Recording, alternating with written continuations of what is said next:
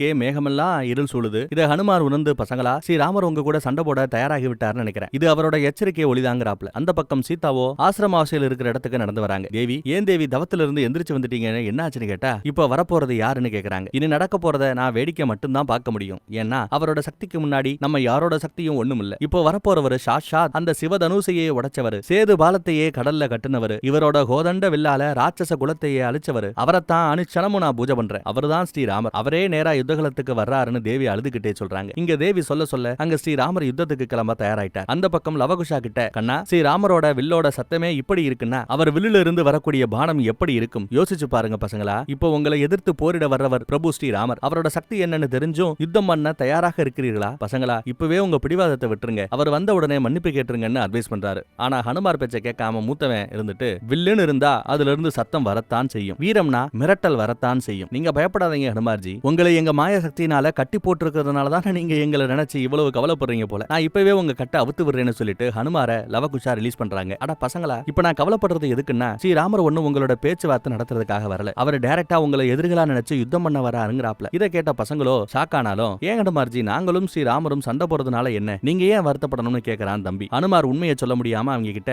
ஏன்னா ஸ்ரீராமரை தோற்கடிக்க எவனாலையும் முடியாது. அவரை தோற்கடிக்கிறதுக்கு எந்த அஸ்திரமும் இன்னும் உருவாகல. அவர்தான் இந்த உலகத்திலேயே மிகப்பெரிய சக்திசாலி. அவருக்கு தோல்வியே கிடையாது. அதனால என் பேச்சை கேட்டு இந்த யுத்தத்துல இருந்து பின்வாங்குங்கன்னு கெஞ்சாத குறையா கேட்கிறார். அதற்கு பசங்களோ, பின்வாங்குறது எங்க சரித்திரத்திலேயே இல்ல. இப்ப போயிட்டு நாங்க பின்வாங்கினா அப்புறம் இவ்வளவு பேரை கூட யுத்தம் பண்ணியும் அர்த்தம் இல்லாம போயிடுங்கிறாங்க பசங்க. அடடா, இந்த பசங்க பிடிவாதத்தை விடமாட்டேங்கிறாங்க போலயேன்னு வருத்தப்பட்டு, சரி எனக்காக ஒண்ணு பண்ணுங்க, நீங்க போயிட்டு உங்க அம்மாவை கூட்டிட்டு வாங்க, அவங்கனாலதான் இந்த யுத்தத்தை தடுக்க முடியும்னு சொல்ல, இத தீராவும் மத்த ஃப்ரெண்ட்ஸும் கூட கேட்டுருவானுங்க. ஹனுமார் கிட்ட, பசங்க எங்க அம்மா எங்களை முதல்ல தடுக்க பார்த்தாங்க, ஆனா அப்பவே அவங்க பேச்சை கேட்க நாங்க மறுத்துட்டோம். மறுபடியும் நாங்க அவங்களை இந்த பிரச்சனைக்குள்ள இழுக்க விரும்பலன்னு ஹனுமார் பேச்சையும் கேட்க மாட்டேங்கிறாங்க. ஹனுமாருக்கு என்ன பண்றதுன்னு தெரியல. இந்த பக்கம் ஆசிரமத்துக்கு தீரா ஓடி வந்துட்டு வனதேவி கிட்ட, தாயே உங்களால மட்டும்தான் இந்த யுத்தத்தை தடுக்க முடியும்னு ஹனுமார்ஜி சொன்னாரு. அம்மா, இப்ப வரப்போறது ஸ்ரீராமரே. அவர் சண்டை போடத்தான் வர்றாராம். இதுவரைக்கும் அவர் தோத்ததே இல்லையா. அம்மா, நீங்க மட்டும்தான் ஸ்ரீராமரை தடுக்க முடியுமாமா? ஹனுமார் சொன்னாரு, ஏதாச்சும் பண்ணுங்க அம்மா அப்படின்னு சொல்லிடுறான். அந்த பக்கம் அயோத்தி அரண்மனையில யுத்தத்துக்கான அபாயமணி அடிக்குது. ஏகப்பட்ட படைவீரர்கள் போருக்கு தயாராகிறாங்க. மறுபடியும் அந்த பக்கம் ஆசிரமத்தை காமிக்க அங்க சீதா வால்மீகி ரிஷியோட அறைக்குள்ள ரொம்ப பயந்துட்டே ஓடி வராங்க. அசிஸ்டன்ட் தடுத்தாலும் அதையும் மீறி வர முயற்சி பண்ண, அப்ப வால்மீகி ரிஷியே தியானத்துல இருந்து கண்ண முழிச்சு சீதா தேவியை வர சொல்கிறார். தேவி ரிஷி கிட்ட, குருவே நீங்க இந்த நாளுக்காகத்தான் எனக்கு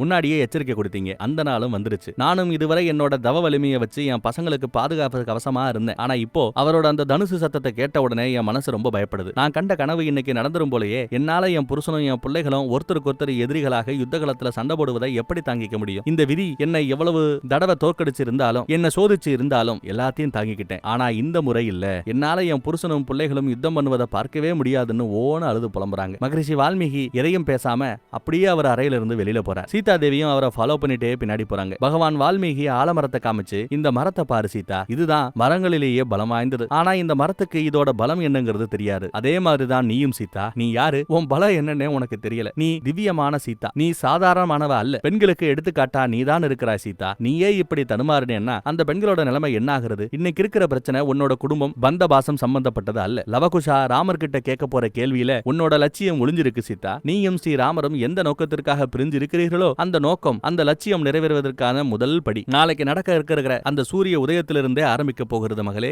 எப்போ உன் பிள்ளைகளும் உன் புருஷனும் எதிரிகளாக யுத்த பூமியில சந்திக்கிறாங்களோ அப்போ அம்பு மலையே பொழியும். ஆனா யாரு மேல தெரியுமா சீதா? உன்னை சந்தேகப்பட்டு கேட்கப்பட்ட ஒவ்வொரு கேள்விக்கும் மேலதான் அந்த அன்பு மலை பொழிய போகிறது. நாளைக்கு நடக்க போறத பார்க்க நான் ரொம்ப இன்ட்ரெஸ்டிங்கா இருக்கிறேன் சீதா. நீ என்ன நினைச்சுக்கிட்டு இருக்கிற சீதா? நாளைக்கு உனக்கான சோதனைன்னு நினைக்கிறியா? இல்ல, நாளைக்கு சோதனையே லவகுஷாவுக்கு தான். அவங்க கத்துக்கிட்ட கல்விக்கு தான். நாளைக்கு தெரிஞ்சிடும் ராமரையும் சீதாவையும் சேர்த்து வைக்கிற பொறுப்புக்கு அவங்க உண்மையானவே தகுதியானவர்களா இல்லையாங்கிறது தெரிஞ்சிடும்னு மகரிஷி உறுதியாக சொல்கிறார். ஆனா சீதா தேவிக்கு தான் என்ன ஆகுமோன்னு பயமா இருக்கு. கட் பண்ணா ஸ்ரீராமர் யுத்தகலத்துக்கு தயாராகி வெளியில வர படை வீரர்களோட மக்கள் எல்லாம் சேர்ந்து ஜெய சரியா ஸ்ரீராமர் அவங்கள கிராஸ் பண்ணி போகும்போது அவர்கிட்ட, மகாராஜா நாங்க எங்க சுயமரியாதையை விட்டுட்டு உங்களுக்காக கோஷம் போட வந்திருக்கிறோம். நீங்களும் உங்க படை வீரர்களும் தோல்வியடையாம ஜெயிச்சுட்டு வரணும்னு கடவுளை வேண்டுகிறோம் அப்படின்னு குத்தி காட்டி அந்த ரிஷி ஜபாலியும் நகை வியாபாரியும் சொல்றாங்க. ஸ்ரீராமர் கோவத்துல திரும்பி, ரிஷி ஜபாலி, நீங்க எல்லாரும் என்ன நினைக்கிறீங்கன்னு புரியுது. இப்ப நடக்கிற எல்லா கட்டத்துக்கும் சீதா தான் காரணம்னு தானே நினைக்கிறீங்க. இருக்கட்டும், உங்களுடைய இந்த வாழ்த்துக்கள் எனக்கும் என் படைவீரர்களுக்கும் இப்போ தேவையில்லை. பத்திரமா நீங்களே அதை வச்சுக்கங்கன்னு சொல்லி நோஸ்கட் பண்ணிட்டு விட்டுறாரு. அடுத்து படைவீரர்கள் கிட்ட, நீங்க யாரும் என் கூட வர வேண்டாம், உங்களுக்கு ஏதாச்சும் ஆயிருமோன்னு பயந்து போய் நான் ஒன்னும் உங்களை வர வேண்டாம்னு சொல்லல. இன்னும் அயோத்தியுடைய வீரத்துக்கு எந்த குறையும் இல்லைன்னு சில பேருக்கு நிரூபிக்க நான் மட்டுமே போதும். இப்போ இது என்னோட மான பிரச்சனை ஆயிடுச்சு. அதனால நான் மட்டும் தனியாகவே யுத்தத்துக்கு போறேன். அப்புறம் எல்லாரும் முன்னாடி நான் சத்தியம் பண்றேன், அஸ்வமேத யாக குதிரையை நான் திரும்ப கூட்டிட்டு வருவேன். இந்த யாகமே உலக அமைதிக்காகத்தான் பண்ணப்பட்டது. கண்டிப்பா குதிரையை கொண்டு வந்து இந்த யாகத்தை முடிச்சு வைப்பேன். இது இந்த ராமனோட சபதம்னு கோவமா கத்துறாரு. மக்கள் எல்லாம் ஜெய ஸ்ரீராம்னு கோஷம் போட ஸ்ரீராமர் தேரில் ஏறி புறப்படுகிறார். சத்ருகன் ரொம்ப பயப்படுறாரு, என்ன நடக்க போகுதோன்ட்டு. அடுத்து அந்த பக்கம் லவகுஷா கிட்ட மறுபடியும் ஹனுமார் பொறுமையா, இங்க பாருங்க லவகுஷா, ஸ்ரீராமர் சண்டை போட வந்தாலும் நீங்க சண்டை போடாதீங்க. நீங்க சண்டை போட தயாராக இல்லைன்னா அவரும் சண்டை போட மாட்டார், உங்க மேல தாக்குதல் நடத்த மாட்டார். ஏன்னா அவர் மரியாதை புருஷோத்தமர்னு ஐடியா கொடுக்க, இப்ப தம்பி குஷ் கூட இதை கேட்டுவிட்டு மூத்தவங்கிட்ட என்னடா பண்றது, பேசாம ஸ்ரீராமர் கிட்ட குதிரையை ஒப்படைச்சிடலாமா, நம்ம கேள்வியில கேட்காம விட்டுறலாமான்னு கேட்கிறேன். இல்ல தம்பி, நம்ம குருதேவர் என்ன சொல்லி கொடுத்திருக்காரு,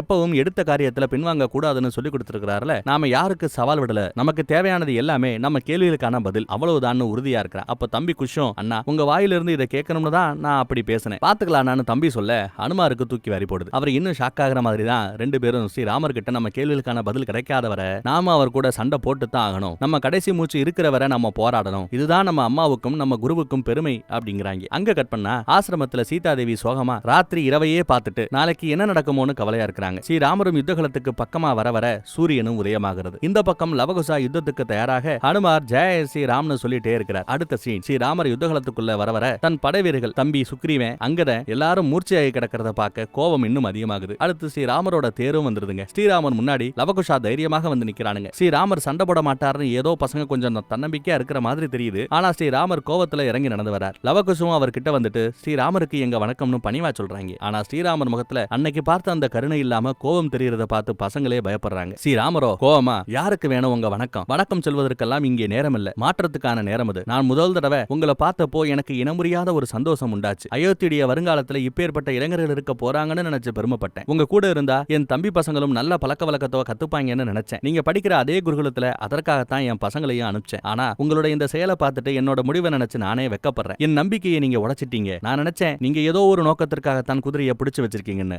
ஆனா என்னோட ஒவ்வொரு படைகளையும் படை வீரர்களையும் தோற்கடிச்சு என் நம்பிக்கையை நீங்க இழந்துட்டீங்க. நான் உங்க ரெண்டு பேரையும் என் தம்பி பசங்களையும் பிரிச்சு பார்த்ததே இல்ல. நான் ஒரு ராஜாவா இல்லாம ஒரு அப்பாவா தன் பசங்க மேல எப்படி பாசமா இருப்பாரோ அந்த மாதிரி தான் உங்க மேலையும் பாசமாக இருந்தேன். ஆனா இப்போ அப்படின்னு சொல்லிட்டு திரும்பி தேருக்கே போறார். அப்பா மாதிரின்னு சொன்னதை கேட்டு லவகுஷா எமோஷனல் ஆயிரானுங்க. உடனே லவ்வும், மகாராஜா இப்ப கொஞ்ச நேரத்துக்கு முன்னாடி ஒன்னு சொன்னீங்களே அதை மறுபடியும் சொல்றீங்களான்னு கேட்கிறான். ஆனா ஸ்ரீராமரோ, இல்ல அதெல்லாம் நடந்து முடிஞ்ச கதை, பாஸ்ட் இஸ் பாஸ்ட். இப்போ நீங்க ரெண்டு பேரும் அயோத்திக்கு சவால் விட்டுருக்கீங்க. என்ன நீங்க நினைச்சுக்கிட்டு இருக்கீங்க, யுத்தத்துக்கு தயாராகுங்க, உங்களை பெத்தவங்க கிட்ட ஆசீர்வாதம் வாங்கிக்கங்கன்னு சொல்ல, நாங்க பிறந்ததுல இருந்து எங்க அப்பாவை பார்த்ததில்ல, அவர் இடத்துல இருந்து நீங்க தான் எங்களை ஆசீர்வாதம் பண்ணணும்னு மனசார ஸ்ரீராமரையே அப்பாவை நினைச்சு ஆசீர்வாதம் வாங்கிக்கிறாங்க. அவரோ பேச்செல்லாம் இருக்கட்டும், வாங்க யுத்தத்தை ஆரம்பிக்கலான்னு கையில வில் எடுக்கிறார். இந்த பக்கம் இவங்களும் தயாராகிறாங்க. அப்போ பகவான் அனுமாரோ ஸ்ரீராமரை கும்பிட்டுக்கிட்டு, தயவு செய்து எனக்காக இந்த கோவத்தை குறைச்சுக்கிட்டு யுத்தத்தை கைவிடுங்க பிரபு, இந்த பசங்களுக்கு உங்க மன்னிப்பை தானமா கொடுங்க பிரபு அப்படின்னு அழுதுகிட்டே வேண்டுகிறார். ஹனுமாரோட இந்த நிலையை பார்த்து ஹனுமார், உனக்கு என்ன ஆச்சு, ஏன் உன்னை தோற்கடிச்ச இந்த பசங்களுக்காக இவ்வளவு இறங்கி வர்ற, உன்னை இப்படி பார்க்கும்போது எனக்கு ரொம்ப கஷ்டமாக இருக்கு ஹனுமான், நீ என்னோட பரம பக்தன்னு எனக்கு தெரியும், ஆனா அதுக்குன்னு இன்னைக்கு யுத்தம் பண்றதுல இருந்து என்ன தடுக்க முடியாது. இந்த ரெண்டு பேரும் என்னென்ன பண்ணாங்கன்னு தெரியும்ல ஹனுமான், இன்னும் லட்சுமணர் அங்க கண்ணமொழிக்காம படுத்து கிடக்குறான், அதோட பரதன் சுக்ரீவன் அங்கதான் ஜாம்பவான் எல்லாரும் மூர்ச்சையா கிடக்குறாங்க, எல்லாமே இவங்க ரெண்டு பேர்னாலதான். ஒரு ராஜாவா இவங்களுக்கு தண்டனை தர்றது என் கடமை ஹனுமான், நீ என்னோட கடமையை செய்ய தடையாக இருக்காதே அப்படின்னு எச்சரிக்கிறார். அடுத்து மூத்தவன் லவ்வும், ஹனுமார்ஜி ஸ்ரீராமர் சொல்வதும் சரிதான், எங்களுக்கு இடையில நீங்க வராதீங்க, இது எங்களோட யுத்தம், நாங்க பாத்துக்கிறோம்னு சொல்ல ஹனுமார வேற வழி இல்லாம விலகி நிற்கிறார். யுத்தம் ஆரம்பமாகிறது. ஸ்ரீராமர் திவ்ய அஸ்திரத்தை விடுறாரு. அது போய் லவகுஷா கிட்ட நிலத்துல குத்த அந்த அதிர்வுக்கே லவகுஷா கீழே விழுகிறானுங்க. அந்த அம்பு குத்தின இடத்துல இருந்து எரிமலை குழம்பே உருவாக நாலா பக்கமும் பரவ ஆரம்பிக்குது. அப்படியே நெருப்பு குழம்பு லவகுஷாவை நெருங்கி வந்துகிட்டே இருக்கு. ஸ்ரீராமரோ அடுத்த அம்பு விட தயாராகிறார். பசங்க கொஞ்சம் டக்குன்னு யோசிச்சு திவ்ய அஸ்திரத்தை விடுறாங்க. அது என்ன பண்ணுது, நீர் அஸ்திரமாக மாறி ராமரை விட்ட எரிமலை குழம்ப அணைச்சிருது. இத பார்த்துட்டு ராமரே புத்திசாலிங்க தான், ஆனா மொரட்ட பசங்கன்னு நினைச்சிட்டு மறுபடியும் அடுத்த அம்பு விட இவங்களும் அம்பு விடுறானுங்க. யாரோட அம்பு ஜெயிக்குது, ஸ்ரீராமரோட அம்பு தான் ஜெயிக்குது. உடனே லவகுஷா மறுபடியும் அம்பு விடுறாங்க. ஆனா ஸ்ரீராமரோட அம்போ ரெண்டு அம்புகளாக மாறி லவகுஷாவோட தனுசியை உடைச்சிருது. இத பார்த்துட்டு ஹனுமார் பசங்க கிட்ட கெஞ்சாத குறையா, டே பசங்களா இப்பவும் எதுவும் கெட்டு போகல, ஸ்ரீராமர் கிட்ட தயவு செஞ்சு மன்னிப்பு கேளுங்கடா, அவரும் மன்னிச்சிடுவாருன்னு சொல்றத பார்த்துட்டு ஸ்ரீராமருக்கு ஹனுமார் மேல கோவம் வருது. ஹனுமா, ஓ ரேஞ்ச் என்ன, நீ யாரு, நீ போய் இந்த பசங்க கிட்ட கெஞ்சிக்கிட்டு இருக்கிற, உன்னை போன்ற மகாபலி இந்த பசங்க கிட்ட கெஞ்சுறத பார்த்தா எனக்கு ரொம்ப துக்கமாக இருக்கிறதுன்னு சொல்ல பசங்களும் அவங்க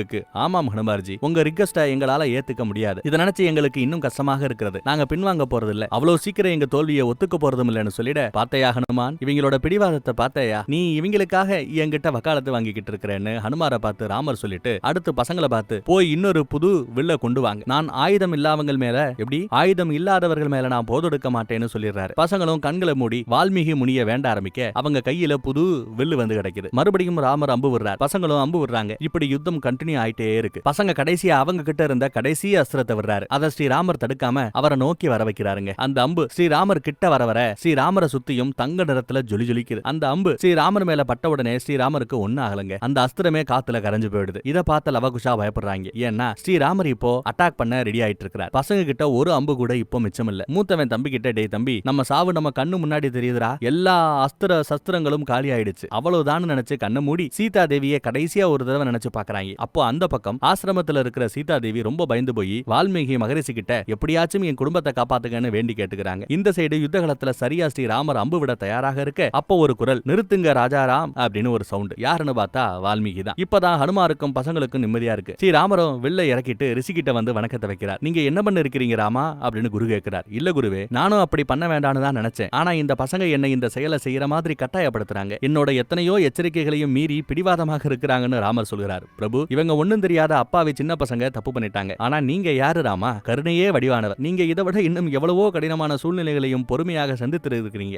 ஆனா இந்த முறை என்ன ஆச்சுன்னு கேட்கிறாரு. குருவே, நான் பொறுமையாக இருக்கத்தான் முயற்சி பண்ணேன்னு சொல்ல, எப்படி ராமா? நீங்க எச்சரிக்கை கொடுத்த போதெல்லாம் இந்த பசங்களும் அவங்க பங்குக்கு உங்ககிட்ட பேசணும், அதற்காகத்தான் குதிரையை பிடிச்சு வச்சிருக்கிறோம்னு எத்தனையோ தடவை உங்ககிட்ட சொல்லி பார்த்தாங்க. எத்தனையோ வீரர்களை தோற்கடிச்சு ராமரை கூப்பிடுங்க, ராமர் கிட்ட பேசணும், ராமர் கிட்ட கேள்வி கேட்கணும்னு தான் சொன்னானுங்க. ஆனா அதை நீங்க காது கொடுத்து கேட்கலையே. இவங்களும் உங்க நாட்டு பிரச்சனை தானே. இதனாலதான் இந்த பசங்க கண்டிப்பா நம்ம ராஜா நம்ம கிட்ட பேசுவாருன்னு நினைச்சுதான் இதையெல்லாம் பண்ணிருக்கிறாங்கன்னு எக்ஸ்பிளைன் பண்றாரு. அதற்கு மூத்தவனும், ஆமாம் ராஜா, எங்களோட நோக்கம் உங்களோட சண்டை போடுவது இல்ல. எங்களோட மனசுல ஸ்ரீராமருக்குன்னு தனி இடமே இருக்கு. நீங்கன்னா எங்களுக்கு அவ்வளவு பிடிக்குங்கிறாங்க. ஸ்ரீராமர் இதை கேட்டு சந்தோஷப்படுறார். அப்புறம் ரிஷி கிட்ட, நீங்க சொன்னது ரைட்டு தான் குருவே, தப்பு இவங்க மேல இருக்கு, எங்க மேலையும் இருக்குதான். இங்க நான் ஒரு ராஜாவா வராம ஒரு வீரனா தான் யுத்தகலத்துக்கு வந்தேன்னு ஒத்துக்கிறார். அடுத்து குருவும் பசங்களை பார்த்து, நீங்க ராமர் கிட்ட உங்க கேள்விக்கான பதில தானே எதிர்பார்த்தீங்க, இதோ இங்கே ராமர் இருக்கிறார். உங்களுக்கு இவர் என்ன கேட்கணும்னு தோணுதோ, இவர்கிட்ட கேட்கணும்னு தோணுதோ கேளுங்கன்னு சொல்ல, பசங்களும் சரின்னு ஸ்ரீராமர் முன்னாடி கையெடுத்து கும்பிட்டுட்டு, மகாராஜா, நீங்க சிறந்த ஆட்சியாளர்னு எங்களுக்கு தெரியும். நீங்க ஒரு சிறந்த மகன், சிறந்த அண்ணன், இது எல்லாருக்கும் தெரியும். ஆனா நீங்க ஒரு கணவரும் கூட, அதுவும் சீதா தேவியுடைய புருஷன். ஆனா அவங்க கூட நீங்க இப்போ வாழல. இருந்தாலும் அவங்க இடத்துக்கு இன்னொருத்தவரை கொண்டு வராம, ரெண்டாம் கல்யாணம் பண்ணிக்காம, அவங்களோட தங்கத்தாலான சிலையவே செஞ்சு யாகத்துல வச்சீங்க. ஆனா ஏன் உங்க காதலை நிரூபிக்க இவ்வளவு செஞ்சா போதுமா ஸ்ரீராமா? நீங்க சீதா தேவியை உண்மையாத்தான் காதலிக்கிறீர்களா? அப்படி உண்மையான காதலிக்கிறீர்களாக இருந்தா எங்களுக்கு உங்க காதலை நிரூபிச்சு காட்டுங்கன்னு தம்பி கேட்கிறார். ஸ்ரீராமரே இந்த கேள்வியை கேட்டு ஆடி போறாரு. டேய் பசங்களா, இந்த கேள்வியை தான் என்கிட்ட கேட்கணும்னு நீங்க நினைச்சீங்களா? சீதாவை நான் காதலிக்கிறேனா இல்லையான்னு தெரிஞ்சுக்கத்தான் உங்க உயிரையே கொஞ்ச நேரத்துக்கு முன்னாடி விட தயாராக இருந்தீங்க நானு ஆச்சரியமா கேட்கிறாரு. ஆமாம் ராஜா, இந்த கேள்விக்கு தான் விட தெரியணும்னு பசங்க சொல்றாங்க. ஆனா ஏன் இதுக்கும் உங்களுக்கும் என்ன சம்பந்தம்னு ராமர் கேட்கிறார். மூத்தவன், சம்பந்தம் இருக்கு ராஜா. ஏன்னா நீங்க எங்களோட ராஜா, உங்க மேல எங்களுக்கு நிறைய பக்தியும் மரியாதையும் இருக்கு. ஆனா எங்களுக்கு உங்க மேல நீங்க பண்ண விஷயத்தை வச்சு ஏன் இப்படி ராஜா பண்ணார், இப்படி பண்ணிருக்க வேண்டிய அவசியம் இல்லையேன்னு சில சந்தேகங்களும் இருக்கிறது. நீங்க சீதாவை உண்மையா காதலிச்சு இருக்கீங்கன்னா ஏன் அவங்கள காட்டுல தனியா விட்டீங்க? அவங்க காட்டுல கஷ்டப்படும் போது நீங்க மட்டும் எப்படி அரண்மனையில ராஜ போக சுகத்தை அனுபவிக்க முடியுது? இப்படி இருக்கும்போது உங்க காதல் உண்மையானதுன்னு எப்படி நாங்க நம்புறது? இப்ப கூட அஸ்வமேத யாகத்துக்கு சீதா தேவியுடைய தேவை இருந்தது. ஆனா சீதா தேவியை மறுபடியும் திரும்பி கூப்பிடக்கூடிய ஒரு வாய்ப்பு இருந்தும் அவர்களை நீங்க கூப்பிடல. ஏன் உலகத்துல மட்டும் சமநிலையை கொண்டு வந்தா போதுமா? முதல்ல குடும்பத்துல சமநிலை இருந்தாதானே நாட்டுல சமநிலை இருக்கும். சீதா தேவிக்கு நடந்த அநியாயத்துக்கு நீங்க ஏன் ராஜா நியாயம் தரலன்னு சும்மா கேள்வி கணைகளை லவகுசா கேட்டு தள்ளுறாங்க. இதையெல்லாம் கேட்டுட்டு ஸ்ரீராமர், இந்த மாதிரி நீங்க கேட்ட கேள்வியில இருந்து தெரியுது நீங்க சீதா மேல வச்சிருக்கிற பாசம் புரியுது. ஆனா அதுக்காக சீதா மேல நான் அன்பு வச்சிருக்கிறேனா இல்லையான்னுட்டு எல்லாருக்கும் நிரூபிக்கணும்னு எந்த அவசியமும் எனக்கு இல்ல. எனக்கு சீதா எப்பேற்பட்டவங்கிறது எல்லாம் எனக்கு தெரியும். நான் எப்பேற்பட்டவங்கிறது சீதாவுக்கு தெரியும். எங்க காதல் மத்தவங்களுக்கு புரியும். இதை வேற யாருக்கும் சொல்லியோ ப்ரூஃப் பண்ணியோ காட்ட வேண்டிய அவசியம் இல்லைங்கிறாரு. உடனே தம்பி குசு இருந்துட்டு, அப்படின்னா சரி, எங்களுக்கு எங்க கேள்விக்கான விட கிடைக்கலைன்னா நாங்களும் இந்த குதிரையை ரிலீஸ் பண்ண மாட்டோம்னு திட்டவட்டமா சொல்லிடுறான். எங்களை கொன்னுட்டு அப்புறம் இந்த குதிரையை எடுத்துட்டு போங்கிறார். இதை கேட்டுட்டு ஸ்ரீராமர் வால்மீகி கிட்ட, குருவே, இந்த பசங்க என்ன இப்படி பண்றாங்க, நீங்களாச்சும் கொஞ்சம் புத்திமதி சொல்லுங்களேன்னு கேட்டா அவரோ, ராமா, இது ராஜாவுக்கும் அவரோட பிரஜைக்கும் நடக்கிற விஷயம், இதுல நான் தலையிட முடியாது. நியாயப்படி பார்த்தா ராஜா தன் நாட்டு பிரஜைகளோட கேள்விக்கு பதில் சொல்லித்தான் ஆகணும். இல்லனா இவங்க உங்களுக்கு ரெண்டாவது ஆப்ஷனை கொடுத்திருக்காங்கல்ல, ஒண்ணு பதில சொல்லுங்க இல்லனா கொல்லுங்கங்கறாங்க. ஆப்ஷன் உங்ககிட்ட, the ball is in your court அப்படிங்கறாரு. ஸ்ரீராமரோ எதுவும் பேச முடியாம பின்னாடி திரும்பி அவர் இடத்துக்கு போயிராப்ல. போயிட்டு அவரோட வில்லை எடுத்து அதுல பயங்கரமான மந்திரம் சொல்ல அதுல பயங்கர சக்தி வாய்ந்த அஸ்திரம் உருவாகுது. ஹனுமார் இதை பார்த்துட்டு பிரம்மாஸ்திரமானு பயப்படுறார். ஆமா, பிரம்மாஸ்திரம் தான். அஸ்திர ருத்ரங்களின் தலைவன் பிரம்மாஸ்திரம். இத போய் லவகுசா மேல விட போறாரோன்னு பயப்பட பார்த்தா ஸ்ரீராமர் அவருக்கு மேல வானத்தை நோக்கி விடுறார். ஒரு கால் நான் ஒரு நொடியாச்சும், ஒரு கால் நான் ஒரு நொடியாச்சும், ஒரு செகண்ட் ஆச்சும் சீதாவை சந்தேகப்பட்டு இருந்தால் நான் எந்தவித சுகத்தையும் சீதா இல்லாம அனுபவிச்சு இருந்தேன்னா, இல்ல நான் அவள் மீது வைத்திருக்கும் காதல் கலங்கமானதுன்னா, இந்த கணமே இந்த பிரம்மாஸ்திரம் என்னை அழிக்கட்டும்னு ஸ்ரீராமர் சொல்ல, மேல போன பிரம்மாஸ்திரம் நவகிரகங்கள் கிட்ட இருந்தும் சக்தியை உள்வாங்கிட்டு ஸ்ரீராமரை நோக்கி வேகமா வருது. இதையெல்லாம் சீதா தேவி உணர்ந்து ஸ்ரீராமரை வேண்டிக்கிறாங்க. வேகமா வந்துட்டே ஸ்ரீராமரை நோக்கி வந்த இந்த பிரம்மாஸ்திரம் ஸ்ரீராமரை நெருங்கின உடனே பிரம்மாஸ்திரமே ஸ்ரீராமருக்கு மலர்களாக மாறி மலர்களை தூவுது. இதை பார்த்த எல்லாரும் சந்தோஷப்படுறாங்க. சீதா தேவிக்கு ரொம்ப சந்தோஷம். அடுத்து ஸ்ரீராமர் கண்ணு முழிக்கிறார். அவரோட பார்வையே பார்த்தீர்களா, என் காதலோட சக்தியை பார்த்தீர்களா அப்படின்றாப்ல இருக்கு. ஹனுமார் கையெடுத்து கும்புறார். லவகுஷா ஓடி போய் ஸ்ரீராமரோட காலில் விழுந்து ஆசீர்வாதம் வாங்கிக்கிறானுங்க. பிரபு, உங்க காதல் உண்மைனா ஏன் பிரபு நீங்க பிரிஞ்சிருக்கிறீங்கன்னு தம்பி கேட்கிறான். அதோட உண்மை காதலை விட ராஜ தர்மம் தான் பெருசா போச்சான்னு கேட்கிறான். ஆமாப்பா, ராஜ தர்மம் தான் எல்லாத்தையும் விட பெருசு. வெறும் இந்த கிரீடத்துக்கு தங்கமும் ரத்தினங்களும் மட்டுமில்ல, இதுல கடமையும் பொறுப்பும் இருக்கு. நானே இந்த பொறுப்பை தியாகம் பண்ண ரெடியா இருந்தப்போ உங்க மகாராணி சீதா தான் என்ன தடுத்து ராஜ தர்மம், அதாவது மக்கள் சேவை தான் பெருசுன்னு சொன்னாங்க. உங்களுக்கெல்லாம் நான் அரண்மனையில ராஜபோகமா சந்தோஷமா இருக்கிறேன்னு தானே நினைச்சுக்கிட்டு இருக்கிறீங்க. ஆனா உண்மை அது அல்ல. சீதா இல்லாத அந்த ராஜபோகம் கூட எனக்கு சூன்யமாப்பட்டது. சீதாவை பிரிஞ்சு நான் இங்கேயும் அவ காட்டுக்குள்ளேயும் இருந்த இந்த 14 வருஷத்துல ஒவ்வொரு நொடியும் எனக்கு ஒவ்வொரு யுகமாக ஃபீல் ஆனது. ஸ்ரீராமர் இப்படி சொல்றாரு. அப்படின்னா ஸ்ரீராமரும் சீதா தேவியும் மறுபடியும் சேர வாய்ப்பு இருக்கா அப்படின்னு தம்பி கேட்கிறான். கண்டிப்பா வாய்ப்பு இருக்கு. எப்போ கல்யாணம் பண்ண கணவன் மனைவிக்கு இடையே சமத்துவம் மரியாதையும் சமமாக கிடைக்கிறதோ அப்போ ராம் சீதா ஒன்னாவாங்கன்னு சொல்றாரு. பசங்க அழுதுகிட்டே, நீங்களும் சீதா தேவியும் இந்த சமுதாயத்தோட நலனுக்காக உலக நன்மைக்காக இவ்வளவு கஷ்டப்பட்டு இருக்கிறீங்க. ஆனா நாங்க உங்களை புரிஞ்சுக்க தவறிட்டோம், எங்களை மன்னிச்சிருங்கன்னு மன்னிப்பு கேட்டு ஸ்ரீராமரை அழுதுகிட்டே கட்டிப்பிடிச்சுக்கிறாங்க. அடுத்து ஸ்ரீராமரும் அங்க சீதா தேவியும் பகவான் வால்மீகி கிட்ட யுத்தத்துல மூர்ச்சியானவங்க எல்லாரோட மயக்கத்துக்கும் போக்குங்க, மயக்கத்துல இருந்து அவங்களை வெளியில கொண்டு வாங்கன்னு வேண்டிக்க பகவான் வால்மீகியும் அவரோட சக்தியால எல்லாரையும் எழுப்பி விடுறார். எல்லாரும் வால்மீகி மகரிஷிக்கு நன்றி சொல்கிறார்கள். கட் பண்ணா அடுத்த சீன். லவகுசா 2 பேரும் ஆசிரமத்திற்கு திரும்ப சீதா தேவி ஓடி போய் பசங்களை ஆனந்த கண்ணீரோட கட்டிப்பிடிச்சுக்கிறாங்க. அடுத்து மூத்தவன் சந்தோஷமா, அம்மா நாங்க ஸ்ரீராமரை பார்த்தோம்மா, அவர் எங்க கேள்விக்கும் பதில் சொன்னாருமா, எல்லாம் உங்க ஆசீர்வாதமான சந்தோஷமா சொல்றாங்க. அடுத்து ஆசிரமத்துல ஒரு பொண்ணு, இந்த பசங்களோட கேள்விக்கு விட தெரிஞ்சிருச்சு, ஆனா எங்களோட கேள்விக்கு எங்களுக்கு எப்போ விடை கிடைக்கும், எப்போ ஆன்சர் கிடைக்கும், ஏன் வனதேவி உங்க பசங்க உசுருக்கே ஆபத்து இருந்த போதும் ஏன் பொறுமையா இருந்தீங்க, இதுக்கு பின்னாடி ஏதோ ரகசியம் இருக்கு, அதை எங்க கிட்ட இருந்து மறைக்கிறீங்க, அது என்னன்னு சொல்லுங்கன்னு கேட்கறாங்க. அப்போ பகவான் வால்மீகியும், மகளே ரகசியம் என்னவென்று சொல், உண்மையை உலகுக்கு எடுத்துரைக்கக்கூடிய நாள் வந்து விட்டது, நீ யார் என்ற உண்மையை சொல்லமான்னு வால்மீகி பர்மிஷன் கொடுக்க மேகங்கள் எல்லாம் அப்படியே கர்ஜிக்குது. அப்ப பசங்க எந்த உண்மையை பத்தி பேசுறீங்க, அதான் ஸ்ரீராமரே எல்லாத்தையும் சொல்லிட்டார்லன்னு கேட்க, அப்ப சீதா இன்னும் ஒரு கேள்விக்கு மட்டும் விட தெரியாம இருக்கு, அந்த கேள்விக்கு என்னால மட்டும் தான் பதில் சொல்ல முடியும். கேள்வி என்னன்னா உங்க அப்பா யாரு, உங்களோட அடையாளம் என்னங்கிறது தான். இப்படி தேவி அழுதுகிட்டே சொல்ல பசங்களும் அழ ஆரம்பிச்சுறாங்க. உண்மையாகவே இன்னைக்கு எங்க அப்பாவை பத்தி சொல்ல போறீர்களாமா, யாருமா எங்க அப்பா, எங்க இருக்கிறாருமா, அவரை நாங்க பார்க்க முடியுமான்னு கேட்க, இப்பதான் அவரை பார்த்துட்டு வர்றீங்கன்னு தேவி சொல்ல, அம்மா சுத்தி வளைச்சு சொல்லாதீங்க, யாருன்னு சொல்லுங்கன்னு கேட்க, உங்க அப்பா அயோத்திய சக்கரவர்த்தி உத்தம புருஷோத்தம ஸ்ரீராமர், அவர்தான் உங்களை பெத்த அப்பான்னு சொல்ல பசங்க எல்லாம் அப்படியே அரண்டு போய் பாக்குறானுங்க. என்னமா சொல்றீங்க, இதெல்லாம் உண்மையான பசங்க கேக்குறாங்க. வால்மீகி கிட்ட போய் கேக்குறாங்க, என்ன எங்க அம்மா ஏதோ பிணத்துறாங்கன்னு. அவரும் ஆமாப்பா, தேவி சொல்வது அனைத்தும் உண்மைதான், உங்களோட அப்பா இப்போ நீங்க யுத்தம் பண்ணீங்கல்ல அந்த மனுஷன் தான், ராமரே தான் அவரும் சொல்ற. சீதா அழுதுகிட்டே, உங்க அப்பா ஸ்ரீராமர், அதோட நான் அவரோட தர்ம பத்தினி, நான் தான் சீதான்னு சொல்ல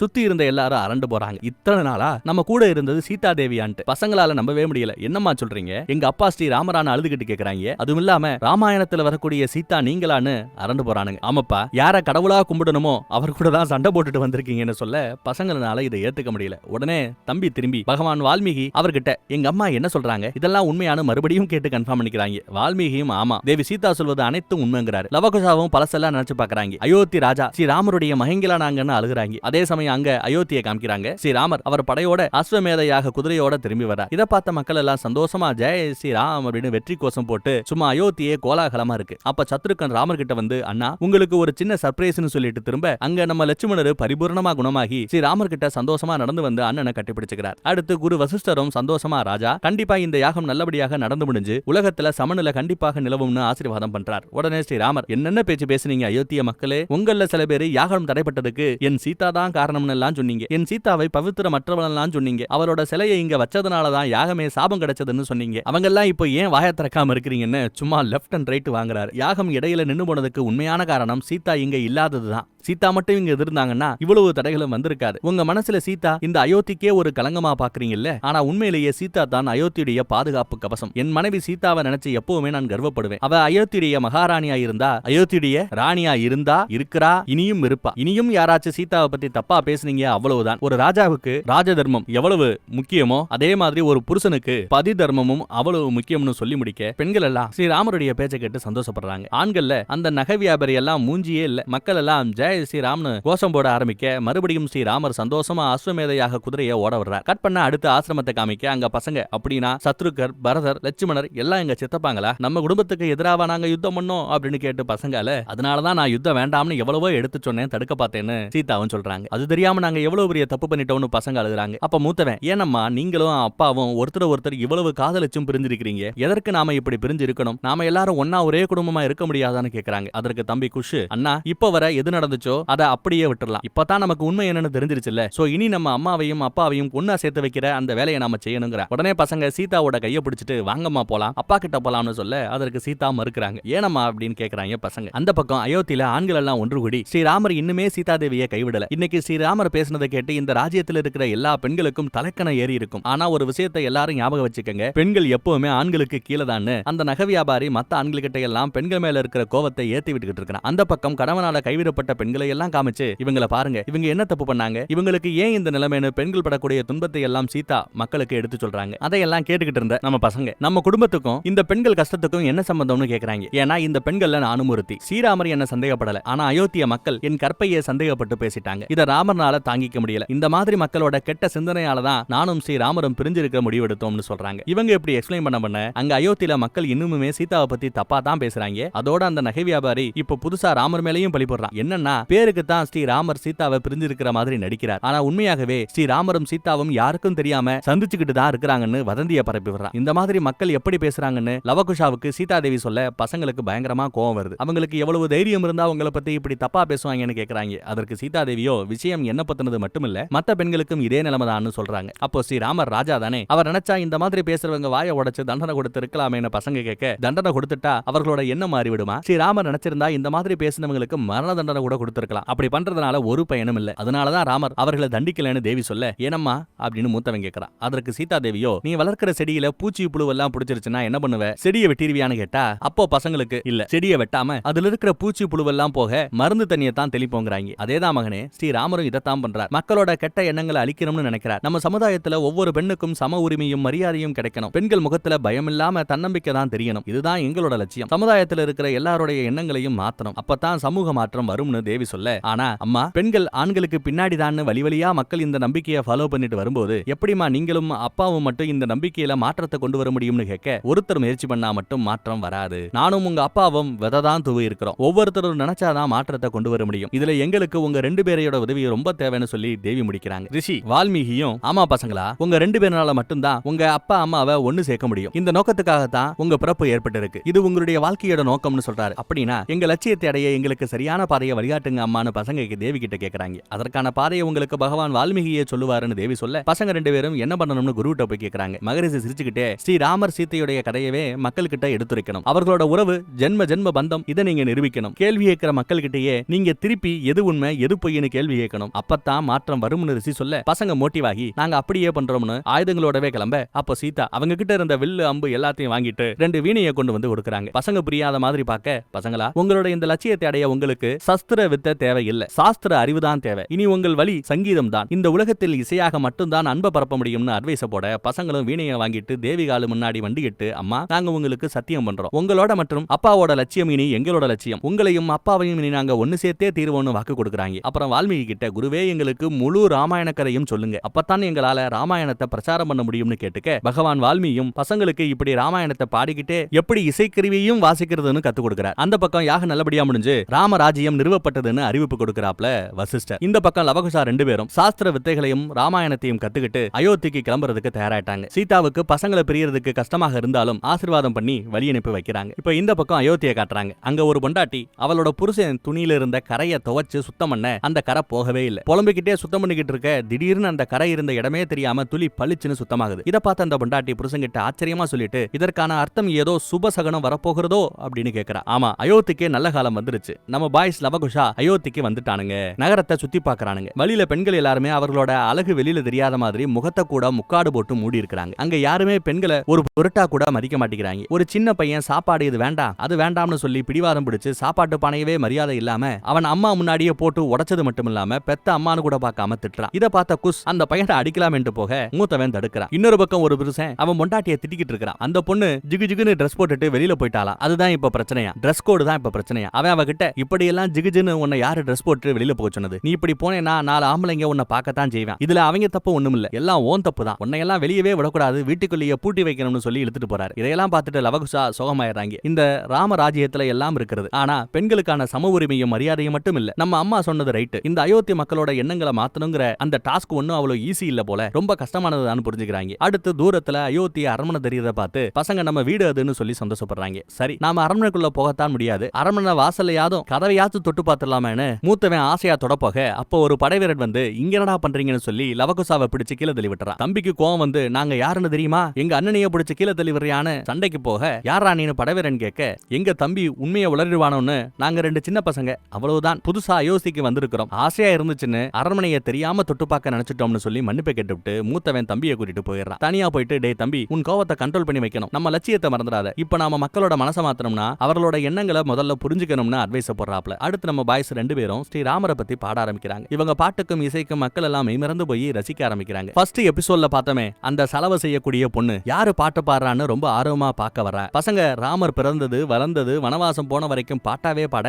ஆண்கள் பெண்கள்னு எல்லாரும் கைகூப்பி ராமரை நினைச்சு உருக ஆரம்பிக்கிறாங்க. அடுத்து நம்ம பசங்க சீதா தேவியை பத்தி பாட ஆரம்பிக்கிறாங்க. ஆண்கள் எல்லாம் மெய்மறந்து ரசிக்கிட்டு இருந்ததை ஸ்டாப் பண்றாங்க. ஆனா பெண்கள் எல்லாம் கைகூப்பி சீதா தேவியை நினைச்சு கும்பிடுறாங்க. அந்த பெண்கள் எல்லாரும் பசங்க பாட பாட பாட சீதா தேவி தனக்கு செஞ்ச உதவி